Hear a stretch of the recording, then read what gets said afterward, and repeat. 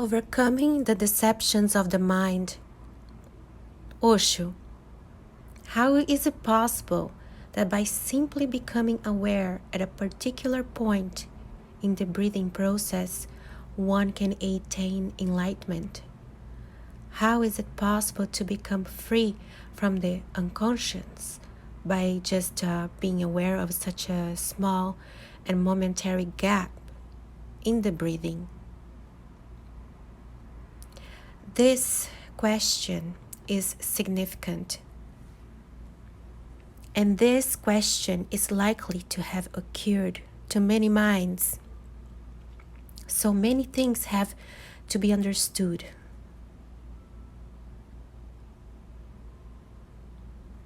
First, it is though that spirituality is a difficult attainment.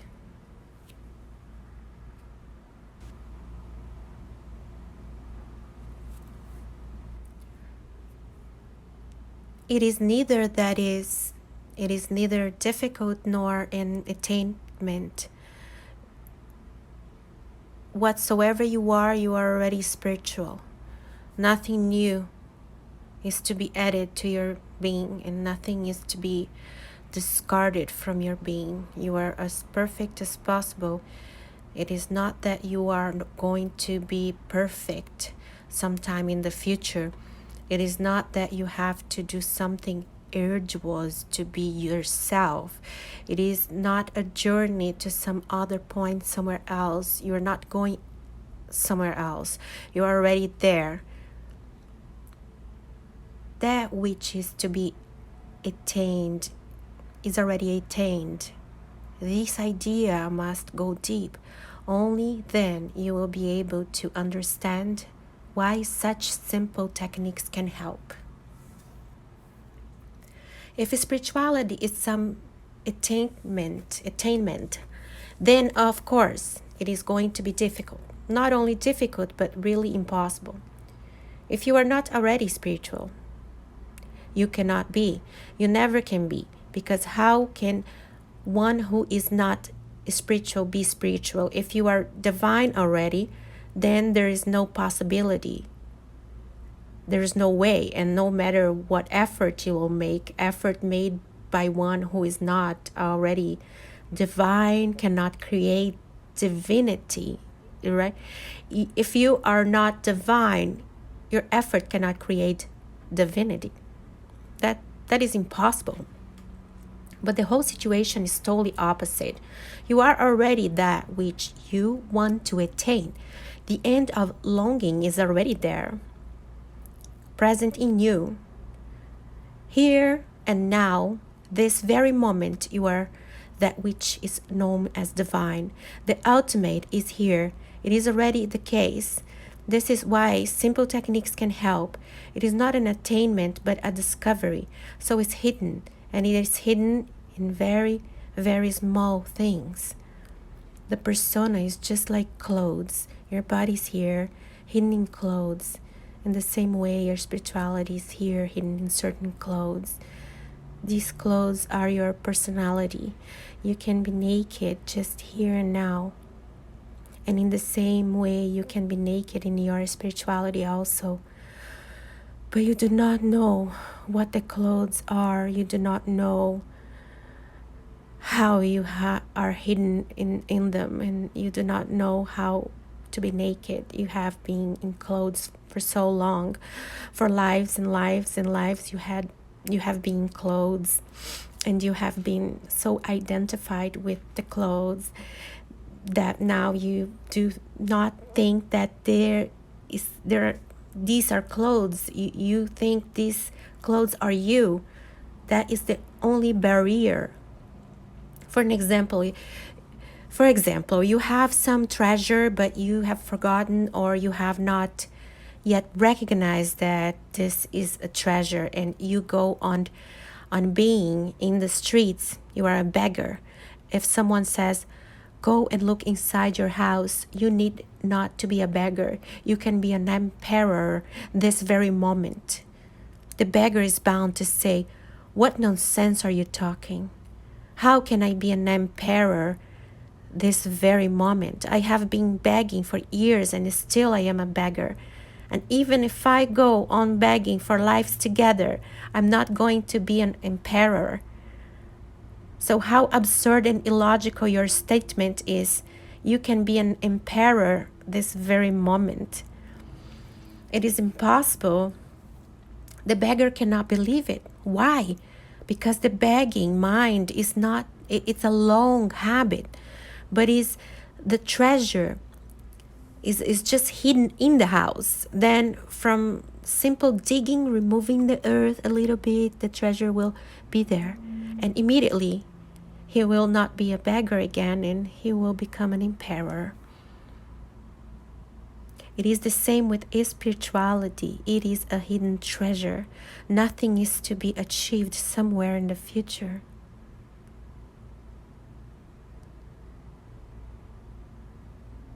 You have not yet recognized, but it is already in you. You are the treasure, but you go on begging. So simple techniques can help. Digging the earth, removing a little bit.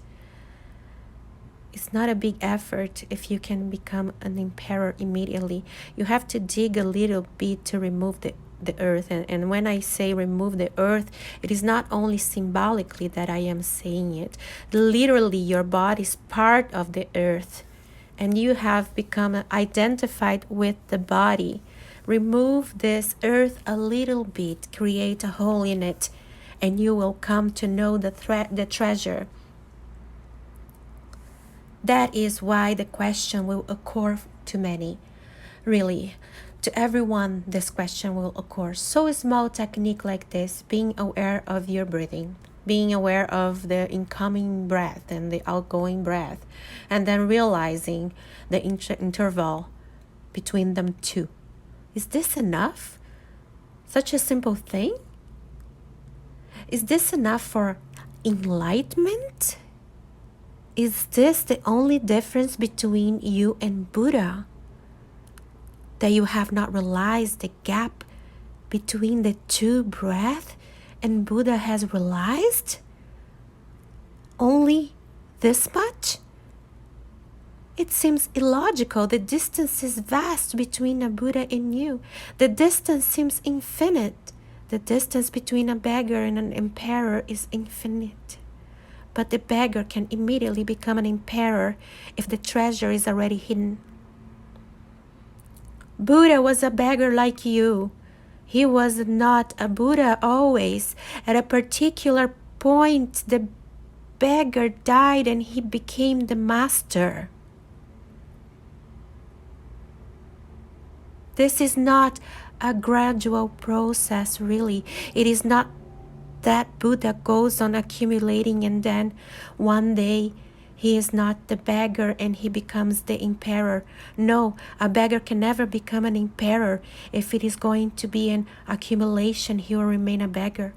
He may become a rich beggar, but he will remain a beggar. And a rich beggar is a bigger beggar than a poor beggar.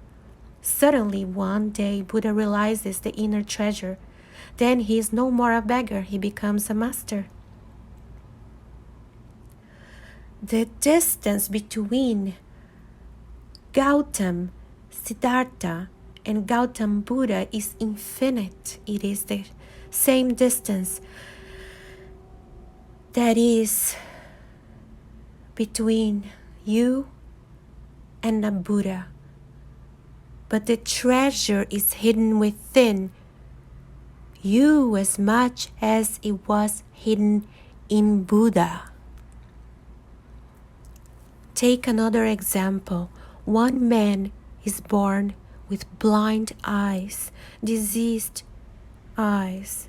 For a blind man, the world is a different thing.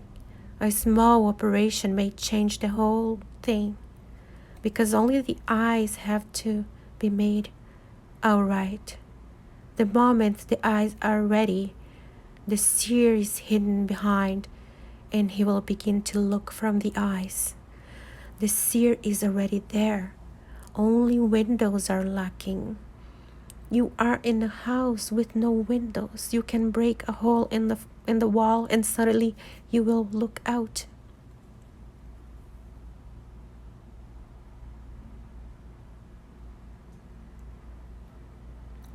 We are already that which will be, which we should be, which we are to be. The future is already hidden in the present. The whole possibility is here in the seed. Only a window has to be broken. Only a small surgical operation is needed. If you can understand this, that spirituality is already there, and already the case. Then there is no problem concerning how such a small effort can help. Really, no big effort is needed. Only small efforts are needed. And the smaller, the better. If you work effortlessly, it is still better than is why it happens. Many times it happens that the more you try, the harder is to attain. Your very effort, your tension, your occupiedness, your longing, your expectations becomes the barrier, but with a very small effort, an effortless effort, and they call it Zen, doing it. Doing as if not doing. It happens easily. The more you are mad after it, the less is the possibility. Because where a needle is needed, you're using a sword. The sword will not be helpful. It may be bigger, but where a needle is needed, a sword will not do. Go to a butcher. He has very big instruments, and go to a brain surgeon. You will not find such big instruments which the brain surgeon. If you do find them, then escape immediately. A brain surgeon is not a butcher. He needs very small instruments. The smaller the better. Spiritual techniques are more subtle. They are not gross. They cannot be, because the surgery is even more subtle. In the brain, the surgeon is still doing something with gross matter, but when you are working on spiritual plans, the surgery becomes more and more aesthetic. No gross matter is here. It becomes subtle. This is one thing. Secondly, the questioner asks, if something is smaller, how can a bigger step be possible through it? This concept is irrational, unscientific. Now science knows that the smaller the particle, the more atomic, the more explosive, the bigger really. The smaller it is, the bigger the effect. Could you, conceived before 1945, could any imaginative poet or dreamer have conceived that 2 atomic explosions would wipe out completely 2 big cities in Japan? Hiroshima and Nagasaki? 200,000 people were simply wiped out for existence within seconds. And what was the explosive force used? An atom. The very smallest particle blew up in 2 cities. You cannot see the atom. Not only with your eyes can you not see. You cannot see by any means. The atom cannot be seen with any instrument. We can only see the effects. So do you think that the Himalayas are bigger because they have such a big body? The Himalayas are just impotent before an atomic explosion. One small atom can wipe out the whole Himalayas.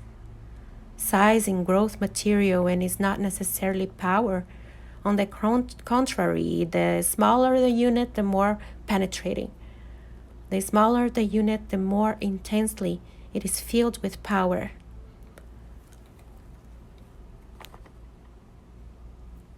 These small techniques are atomic. Those who are doing bigger things do not know atomic science. You will You'll think that a person who is working with atoms is a small person working with small things, and a person who is working with the Himalayas will look very big. Hitler was working with great masses. Is working with great masses, and Einstein and Planck, they were working in their laboratories with small units of matter, energy particles. But ultimately, before Einstein research, politicians were just impotent. They were working on a bigger canvas, but they did not know the secret of the small unit. Moralists always work on big plans, but these are gross. The thing looks very big. They devote their whole lives on moralizing, practicing this and that, and Sanyam control. They go on controlling, and whole edifice looks very big. Tantra is not concerned with this. Tantra is concerned with the atomic secrets in the human being, in the human mind, in human consciousness. And Tantra has achieved atomic secrets. These methods are atomic methods, and you cannot attain them. The result is explosive cosmic. Another point is to be noted. If you can say, how is that with such a small, simple exercise one can become enlightened? You are saying this without doing the exercise. If you do it, then you will not say that this is a small, simple exercise. It looks this way because within 2 or 3 sentences, the whole exercise has been given. Do you know the atomic formula? 2 or 3 words in the whole formula is given. And with those 2 or 3 words, those who can understand, those who can use those words can destroy the whole earth. The formula is very small. These 2 formulas,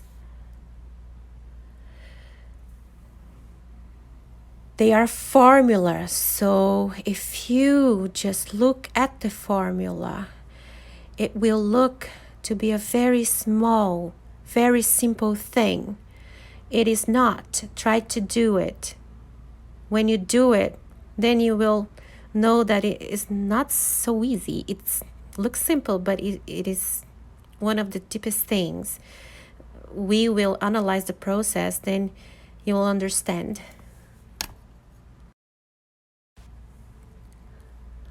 When you take your breath in, you never feel the breath. You have never felt the breath. You will immediately deny this. You will say, this is not right. We may not be conscious continuously, but we feel that. We feel the breath. No, you do not feel the breath. You feel the passage, the passage. Look at the sea. Waves are there. You see the waves. But those waves are created by air, wind. You do not see the wind. You see the effect of the water. When you take breath in, it touches your nostril. You feel the nostril, but you never know the breath. It goes down. You feel the passage. It comes back. Again, you feel the passage. You never feel the breath. So you just feel the touch and the passage or passage. This is not what it means when Shiva says be aware. First, you will become aware of the passage.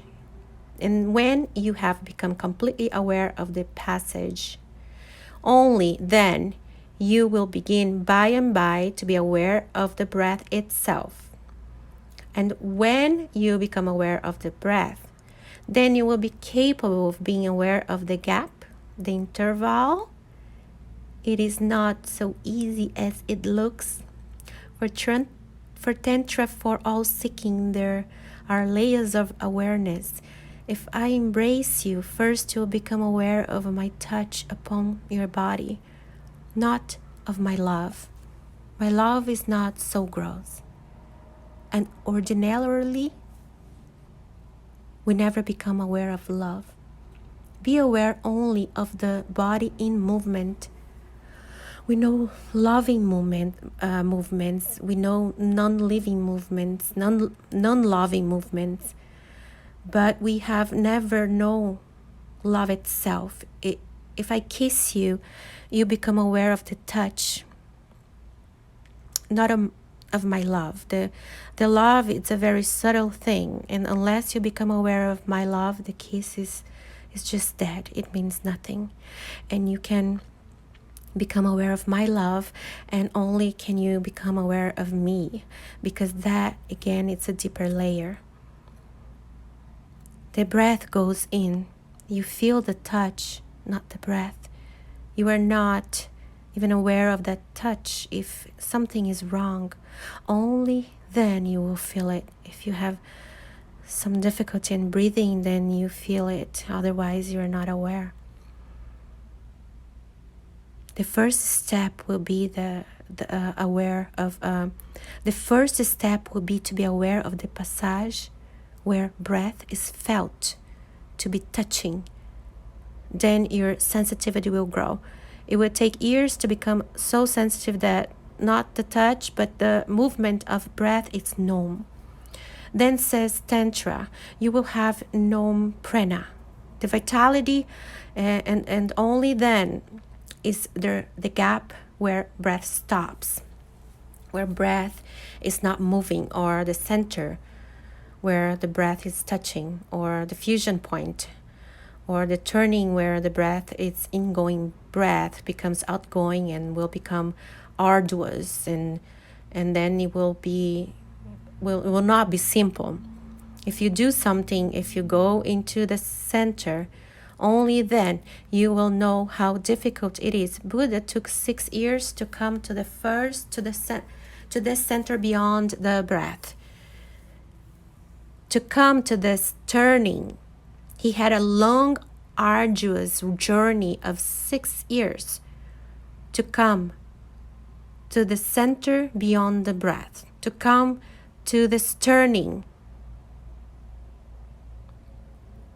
Then after 6 years, then it happened. Mahavira was working on it for 12 years, then it happened. But the formula is simple, and theoretically this can happen this very moment. Theoretically, remember, there is no barrier theoretically. So why should it not happen this very moment? You are the barrier. Except for you, this can theoretically, so why should it not happen this very moment? It happens that you can dig in.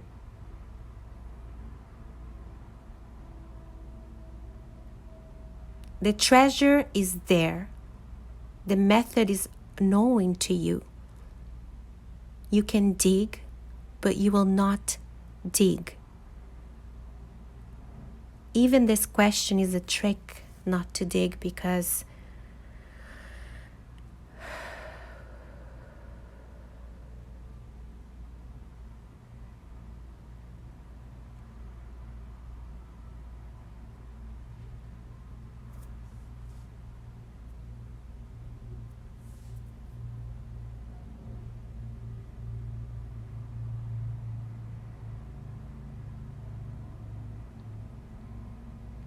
the mind is telling you all of this is such a simple thing.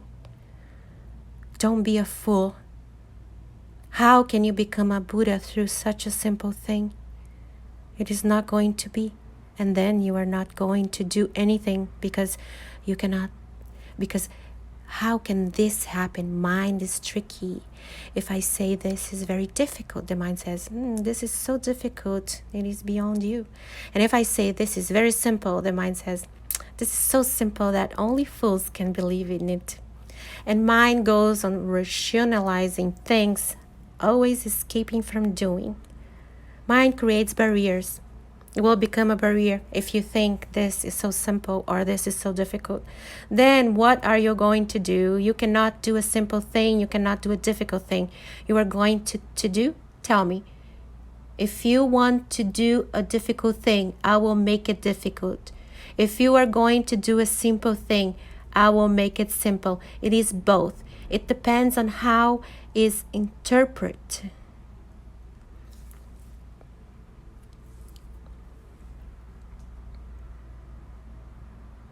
But only one thing is needed. You are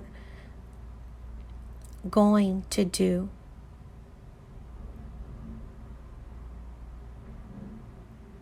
It depends on how is interpreted, but only one thing is needed. If you're going to do, then the mind will always give you explanations. Theoretically, it is possible here and now that there is no actual barrier. But there are barriers. They may not be actual. They may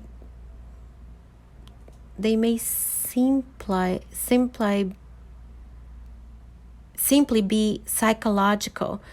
They may just be your illusions but they are there. If I say to you, don't be afraid, go, the thing that you are thinking is a snake is not a snake, it is a rope. Still the fear will be there. To you it happens to be a snake. So whatsoever I say is not going to help. You're trembling. You want to escape and run away. I say it is just a rope.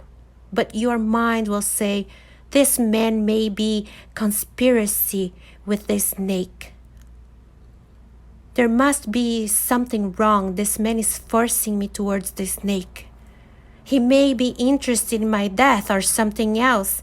If I try to convince you too much that this is a rope, you will only show that I am somehow interested in forcing you towards the snake. If I say to you that theoretically is possible to see the rope as a rope, this very moment, your mind will create many problems. In reality, there's no dilemma. In reality, there's no problem. There never has been. There never will be.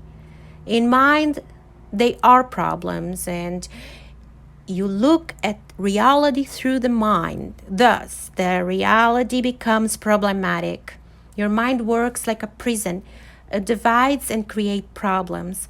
And not only that, it creates solutions which become deeper problems because in fact there are no problems to be solved. Reality is absolutely unproblematic.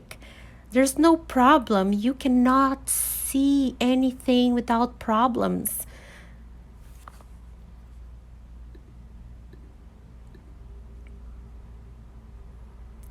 Wherever you look, you create problems. Your look is problematic. I told you this breath technique. Now the mind says, this is so simple. Why? Why does the mind say this is so simple? When for the first time the steam agent was invented, no one believed. It looked so simple, unbelievable. Just the same steam that you know in your kitchen, in your kettle, the steam running an agent, running hundreds and hundreds of passengers and such a load. The same steam that you are so well acquainted with. This is not believable. Do you know what happens in England? Do you know what happened in England when the first train started? No one was ready to sit in it. No one. Many people were pursued, bribed, and they were given money to sit in the train. But at the last point, they escaped. They said, firstly, steam cannot do much miracles. So such as a simple thing as steam cannot do such miracles. And if the agent start, that's how I think about airplane, by the way. If the agent starts, that means that the evil is at work somewhere. The devil is running the thing. It is not the steam. And what is guarantee that once the thing starts will be capable of stopping it? No guarantee could be given, because this was the first train. Never had it stopped before. It was only probable when there was no experience, so science could not say, yes, it will stop. Theoretically, it will stop. But the people were not interested in theories. They were interested if there was any actual experience of stopping a train. If it never stops, then what will happen to us who will be sitting in it? So 12 criminals from the jail were brought as passengers. Anyhow, they were going to die. Anyhow, they were sentenced to death. So there was no problem if the train was going to stop. Then the mad driver who thought that it was going to stop, the scientists who had invented and these 12 passengers who were anyhow going to be killed, then they alone would all be killed. Such a simple thing as a steam, they say at that time. But now no one says this, because now it is working and you know it. Everything is simple. Reality is simple. It seems complex only because of ignorance. Otherwise, everything is simple. Once you know it, it becomes simple. The knowing is bound to be difficult, not because of reality, remember, but because of your mind. This technique is simple, but it is not going to be simple for you. Your mind will create difficulty, so try with it. Another friend says, if I try this method of being aware of my breathing, if I pay attention to my breathing, then I cannot do anything else. The whole attention goes to it. And if I am to do anything else, then I cannot be aware of my breathing. This will happen. So in the beginning, choose a particular period in the morning or in the evening or at any time for 1 hour just to the exercise. Do not do anything. Just do the exercise. Once you become attuned to it, then it will not be a problem. You can walk on the street and you can be aware. Between awareness and attention, there's a difference. When you pay attention to anything, it is exclusive. You have to withdraw your attention from anywhere else. So it is attention reality. It is why it is called attention. You pay attention to one thing at the cost of everything else. You pay attention to your breathing. You cannot pay attention to your walking or to your driving. Do not try it while you are driving, because you cannot pay attention to both. Attention means one thing exclusively. Awareness is a very different thing. It is not exclusive. It is not paying attention. It is being attentive. It is just being conscious. You are conscious when you are inclusively conscious. Your breathing is in your consciousness. You are walking and someone is passing and you are also conscious of him. Someone is making noise on the road. Some train passes by. Some airplane flies by. Everything in included. Awareness is inclusive. Attention exclusive. But it is the beginning. It will be the attention. In the beginning will be first the attention. So first try in selected periods. For 1 hour, just be attentive to your breathing. By and by, you will be able to change your attention into awareness. Then do simple things. For an example, walk attentively with full awareness of walking and also of breathing. Do not create any opposition between the two actions of walking and breathing. Be a watcher of both. It is not difficult. Look, for example, I can pay attention to one face here. If I pay attention to one face, all the faces will not be here for me. If I pay my attention to one face, then all the rest are breaked out. If I pay attention only to the nose on the face, then the whole face, the remaining face is bracked out. I can go on narrowing down my attention to a simple point. To reverse is also possible. I pay attention to the whole face. Then eyes and nose and everything are there. Then I have made my focus wider. I look at you as individuals, but I look at you not as individuals, but as a group. Then the whole group is in my attention. If I take you as different from the noise that is going on the street, then I'm breaking out the street. But I can't look at you at the street as one whole. Then I can be aware of both you and the street. I can be aware of the whole cosmos. It depends on your focus, on its becoming greater and greater. But first, start from attention and remember that you have to grow into awareness. So choose a small period. The morning is good because you are fresh, energies are vital. Everything is rising. You are more alive in the morning. Psychologists say that not only are you moving alive, but your height is a little more in the morning than in the evening. If you are 6 feet tall, then in the morning you are 6 feet and 1/2 inch, and in the evening you go back to 6 feet. 1/2 inch is lost because your spine settles down when it is tired. So in the morning you are fresh, young, alive with energy. Do this. Do not make meditation the last thing on your schedule. Make it first. Then when you feel that now it is not an effort, then you can sit for an hour together completely immersed in breathing, aware and attentive. When you only know this, then you have achieved attention of breathing without any effort. When you are relaxed and enjoying it without any forcing, then you have attained. To add something else, for example, walking. Remember both.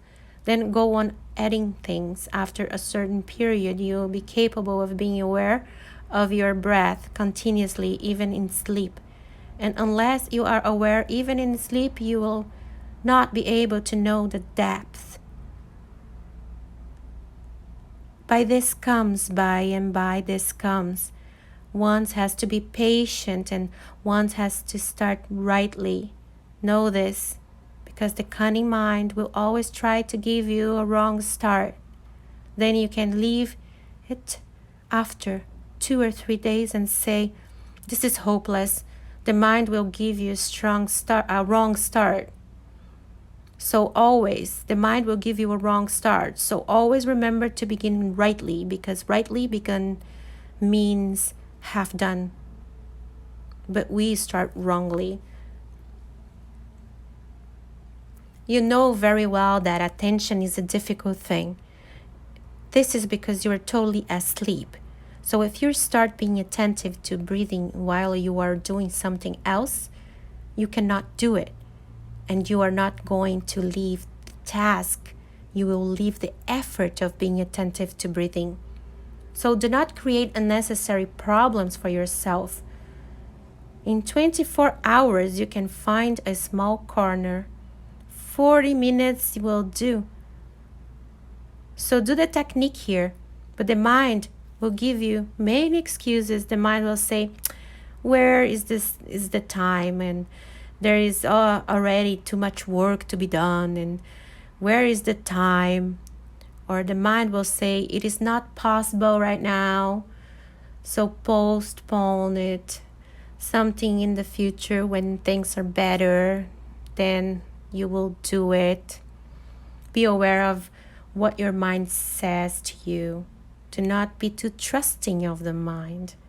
And we are never doubtful. We can doubt everyone, but we never doubt our own minds.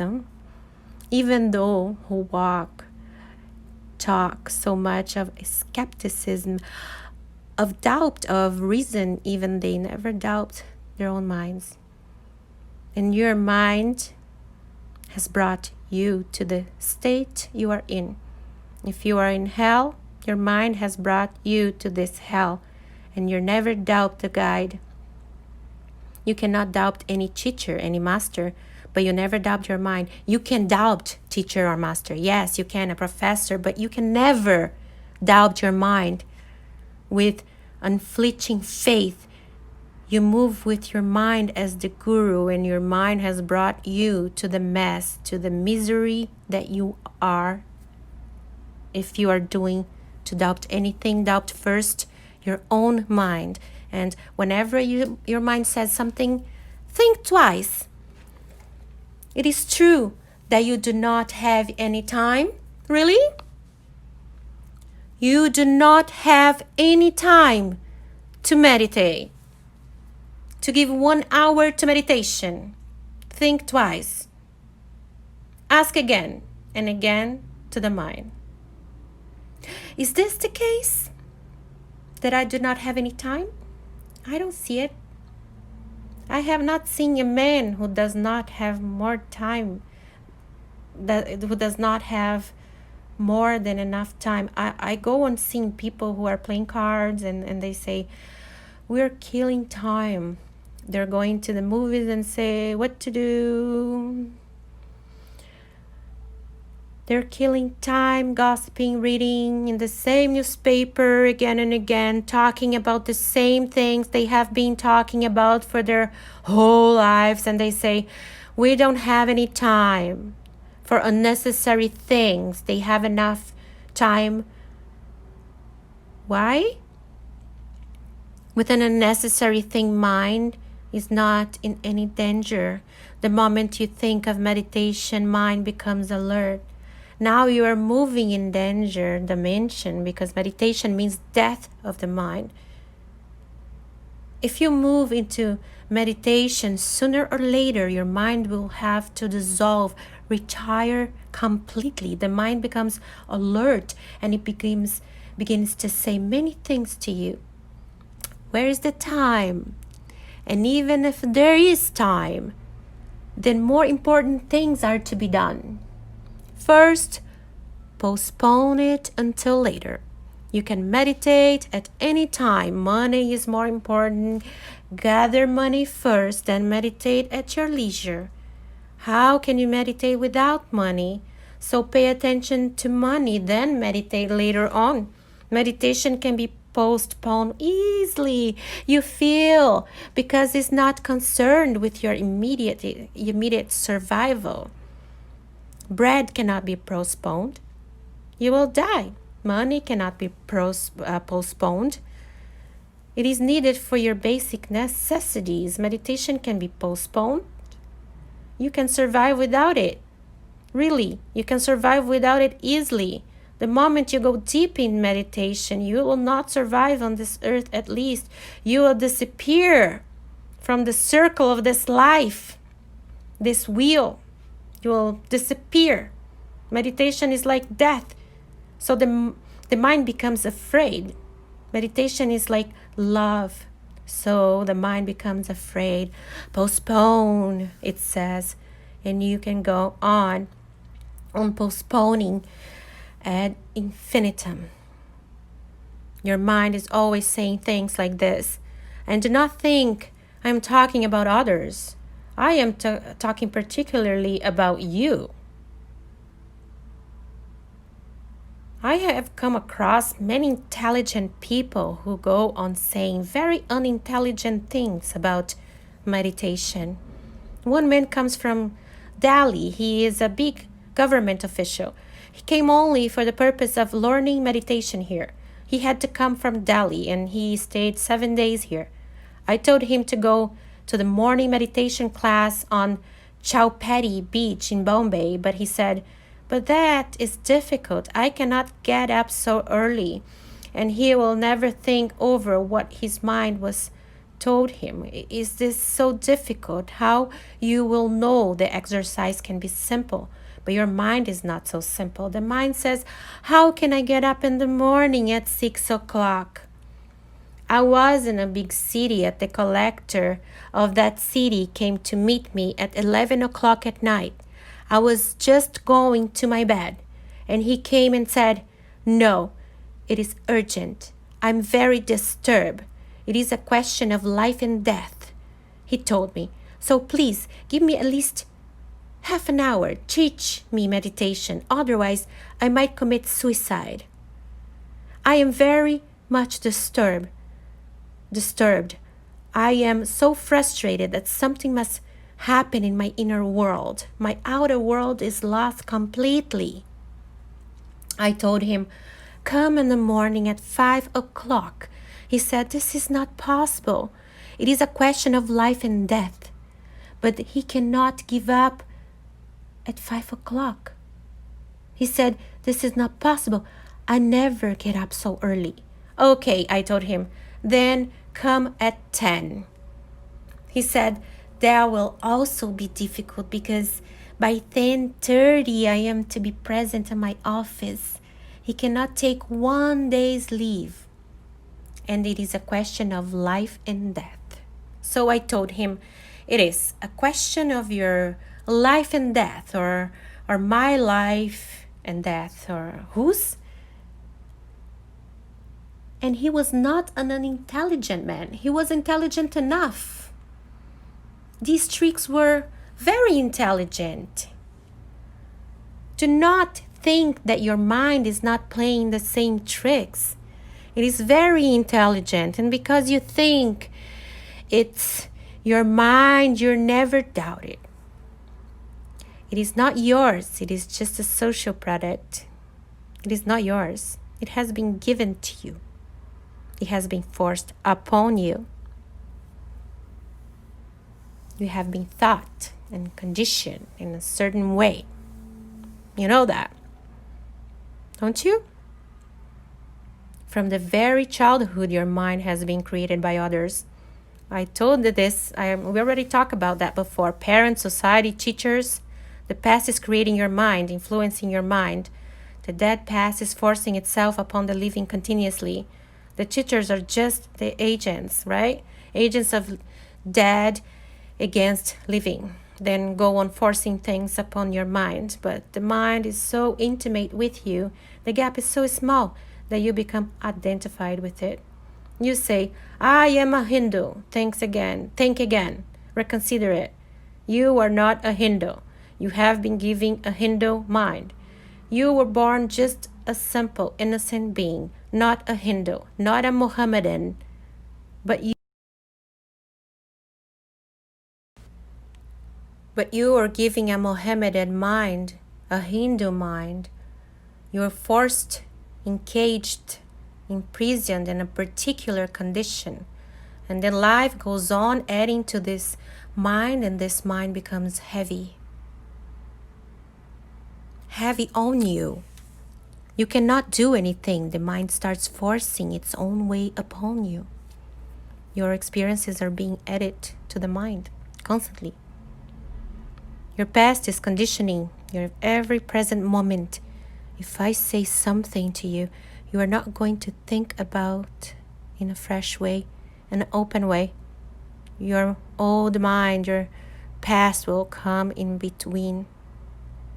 You begin to talk and shatter for or against.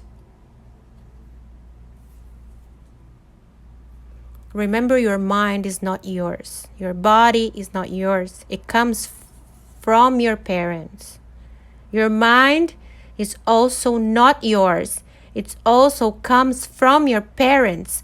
Who are you? Either one is identified with the body or with the mind. You think you're young, you think you're old, you think you are a Hindu, you think you are a Jaina, you are a Parsi. You're not. You're born as a pure consciousness. These are imprisonments. These techniques, which look so simple to you, will not be so simple because this mind, will create constantly many complexities and problems. Just a few days before, a man comes to me and say, I'm trying your method of meditation, but tell me, in what scripture it is given? If you can convince me that it's given in my religious scripture, then it will be easier for me to do. But why will it be easier for him to do if it is written in a scripture? Because then the mind will not create a problem, right? The mind will say, okay, this belongs to us, so do it. If it is not written in any scripture, then the mind will say, what are you doing? The mind goes against it. I said to the man, you have been doing this method for 3 months. How are you feeling? He said, wonderful. I'm feeling very wonderful, but tell me, give some authority from the scriptures.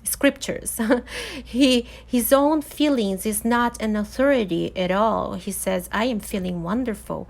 I have become more silent, more peaceful, more loving. I am feeling wonderful. But his own experience is not the authority. The mind asks for an authority from the past. So I told him, it is not written anywhere in your scriptures. Rather, many things which are against this technique are written. His face became sad.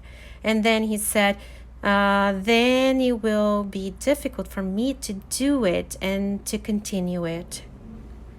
Why, in his own experience, not of any value? The past, the conditioning, the mind is constantly molding you and destroying your present. So remember and be aware. Be skeptical and doubting about your mind. Do not trust it. If you can attain to this maturity of not trusting your mind, only then you will this technique be really simple, helpful, functioning. Then it will work miracles. Then can work miracles.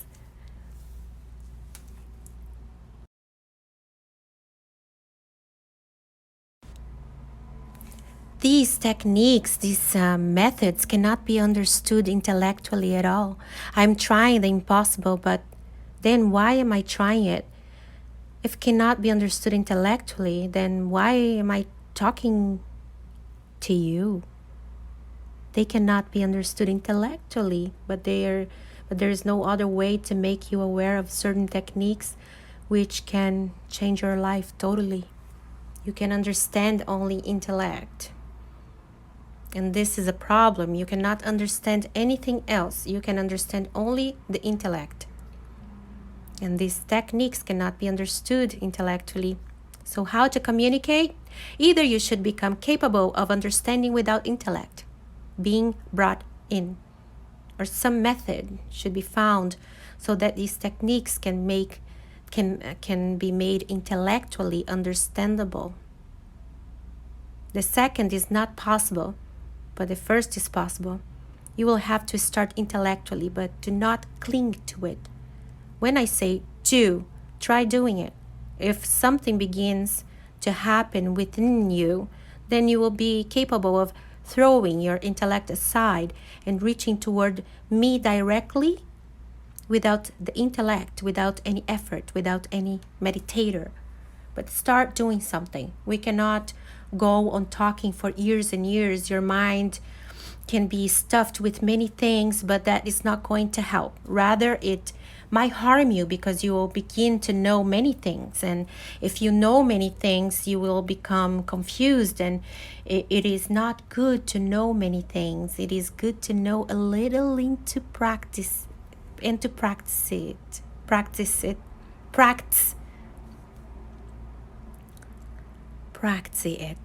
That's so hard. A single technique can be helpful. Something done is always helpful. What is the difficulty in doing it? Deep down somewhere there is fear. The fear is that if you do, it may be that something stop happening, and that is fear. It may look paradoxical, but I have been meeting so many persons who think they want to change. They say they need meditation. They ask for a deep transformation. But deep down, they're also afraid. They're double. They have two minds. They go on asking about what to do, never doing it. While then, do they go on asking? Why do they ask? Just to deceive themselves that they are really interested in transforming themselves. This is why they're asking. This gives a facade on appearance that they're really sincerely interested in changing themselves. This is why they're asking, going to this guru and that, trying, but they never do anything. Deep down, they are afraid. Erich Fromm has written a book, Fear of Freedom. The title seems contradictory. Everyone thinks that they like freedom. Everyone thinks that they are endeavoring for freedom in this world. And in that world also, we want moksha, liberation. We want to be freed from all limitations, from all slaveries. We want to be totally free. Then they say, but Erich Fromm says the man is afraid of freedom. We want it. We go on saying that we want it. We go on convincing ourselves that we want it. But deep down, we are afraid of freedom. We do not want it. Why? Why this duality? Freedom creates fear, and meditation is the deepest freedom possible. You are not freed only from outward limitations. You are freed from inner slavery, the very mind, the base of slavery. You are freed from the whole past the moment you have no mind. Your past has disappeared. You have transcended history. Now there is no society, no religion, no scripture, no tradition, because they all have their abode in mind. Now there is no past, no future, because past and future are part of the mind, the memory, and the imagination. Then you are here now you are here and now in the present. Now there is no going to be any future. There will be now and now and now and now. Eternal now.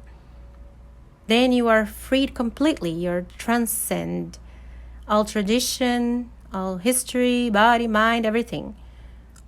One becomes free of the fearful. Such freedom, then where will you be in such a freedom? Can you exist in such a freedom? In such a vastness? Can you have your small I? Your ego? Can you say I am?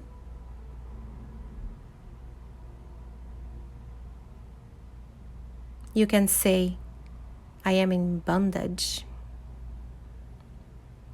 because you can know your boundary.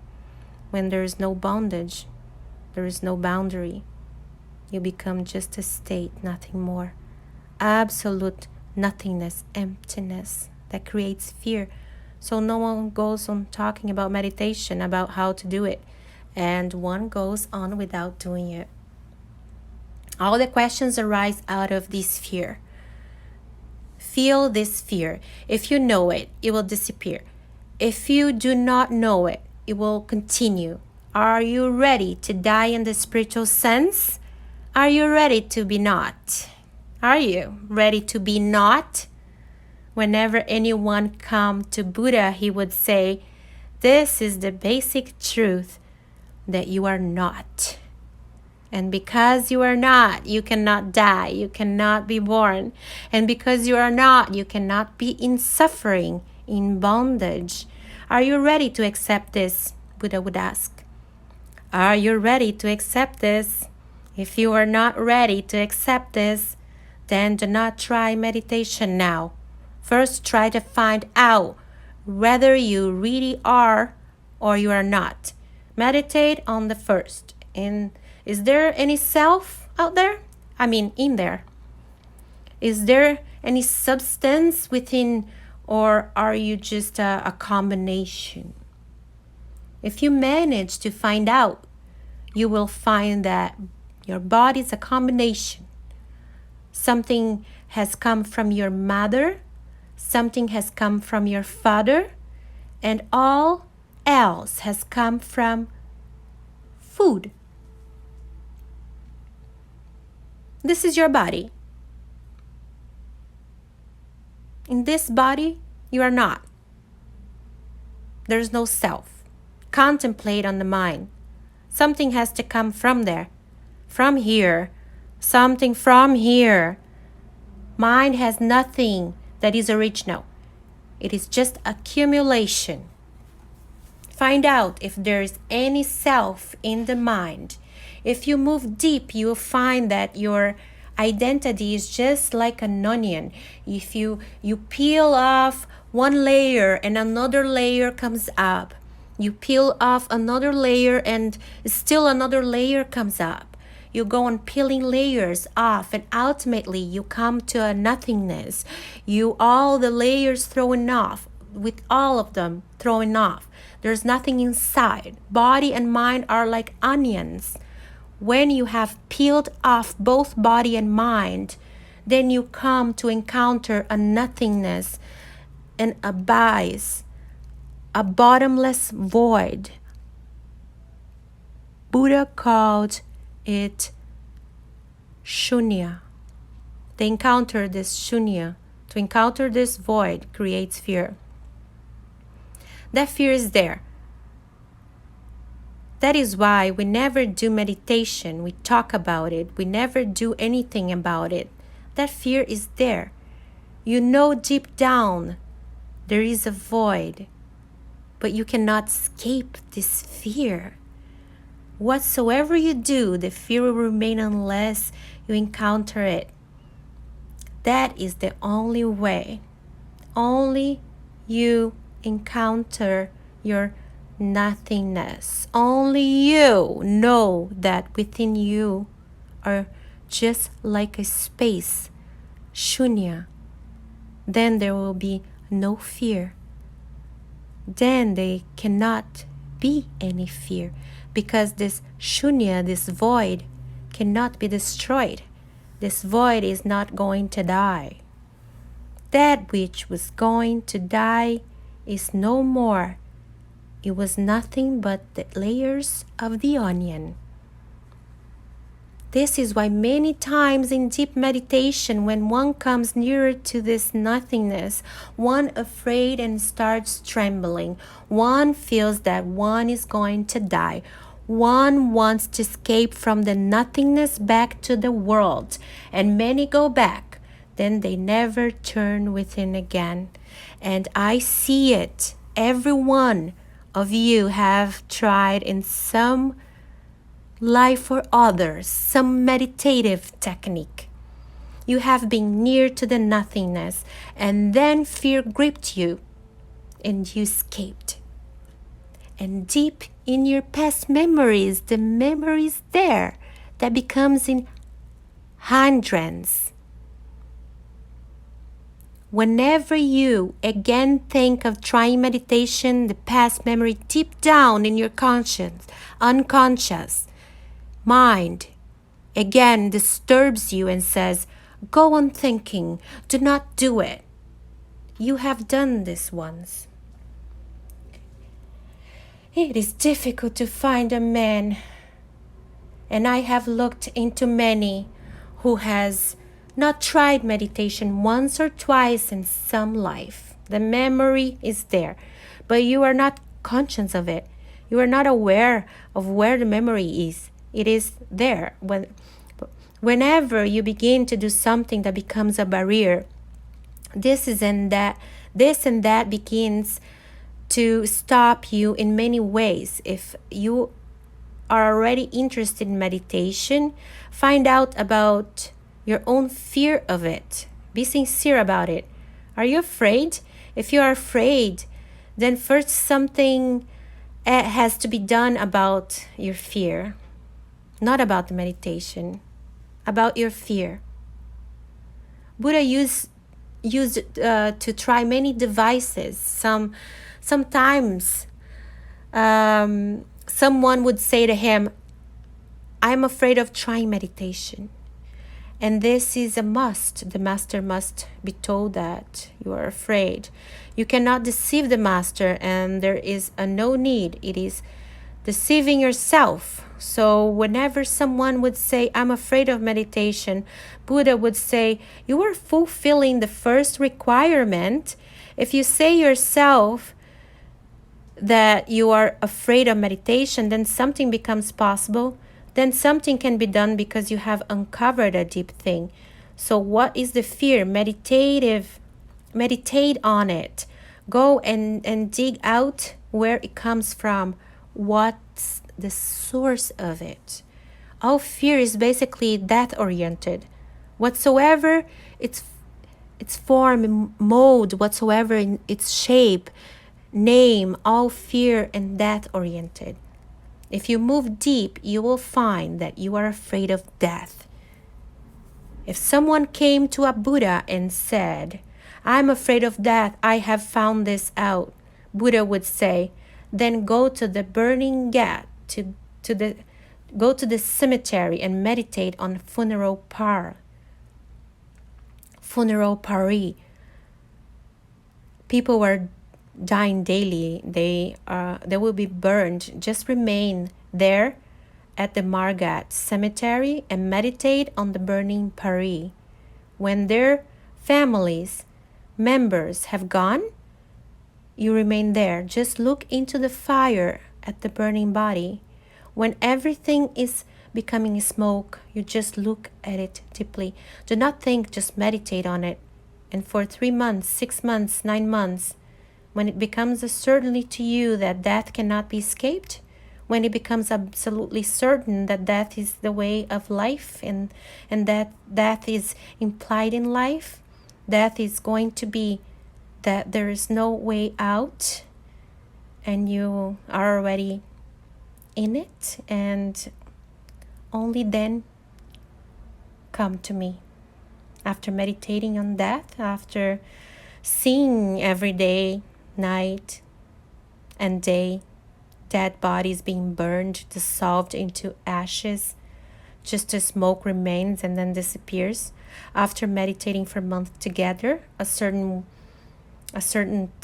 will arise, the certainty that death is inevitable. It is the only certain reality real. The only thing certain in life is death. Everything else is uncertain. It may be or it may be not. But you cannot say that it may be or maybe not be for death. It's going to be, and you know it. It has already occurred. The moment you entered life, you entered death. Now nothing can be done about it. When death is certain, there is no fear. Fear is always with things which can be changed. If death is to be, fear disappears. If you can change, if you can do something about death, then fear will remain.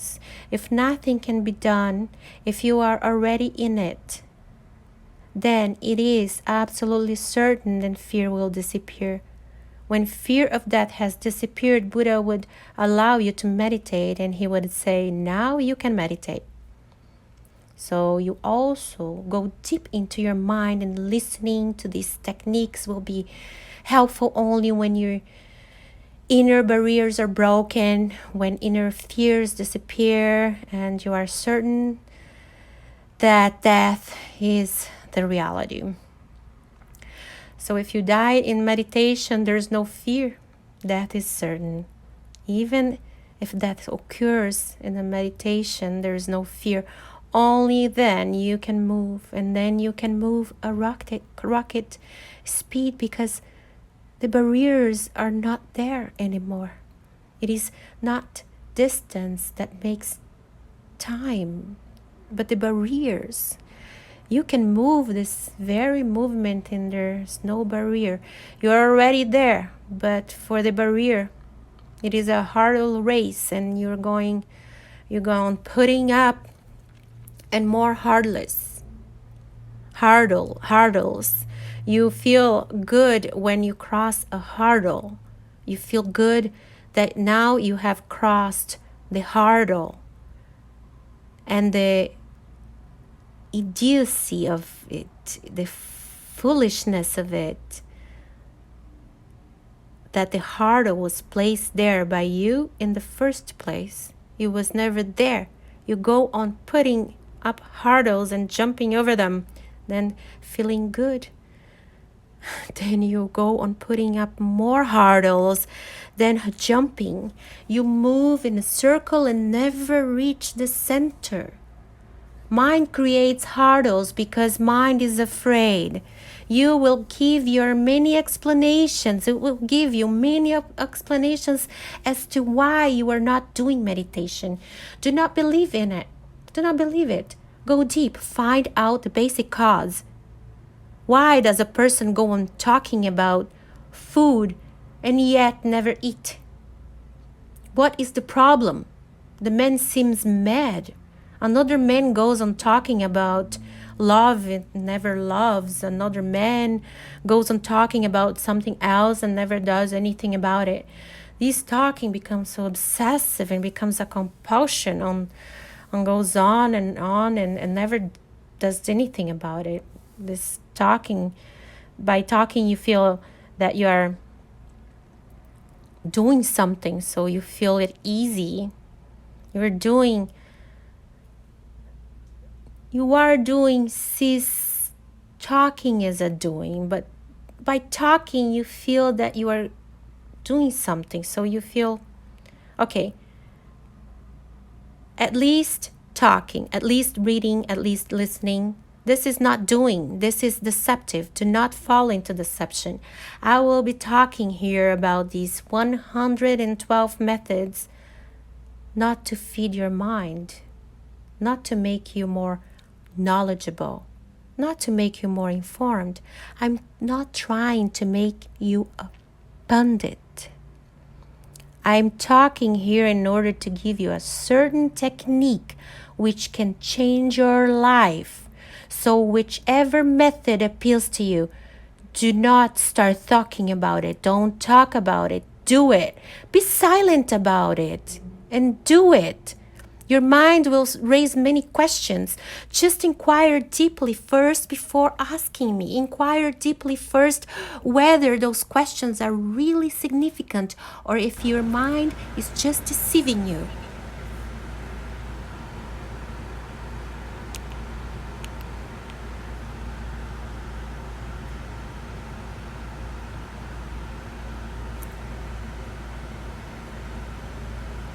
Do it.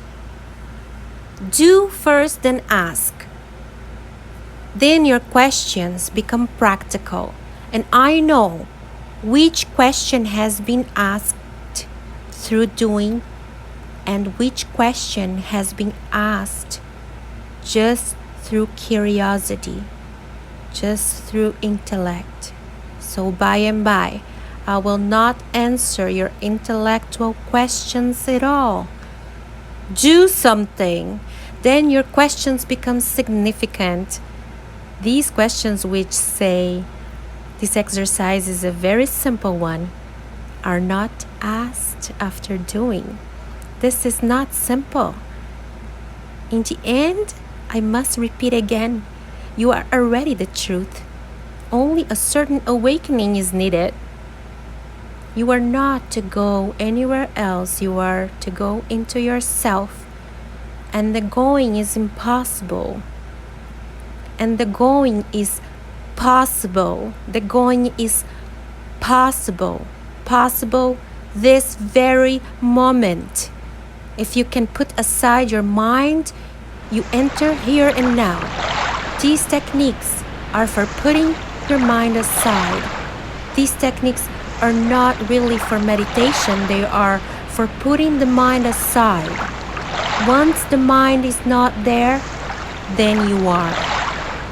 I think this is enough for today, or even more than enough.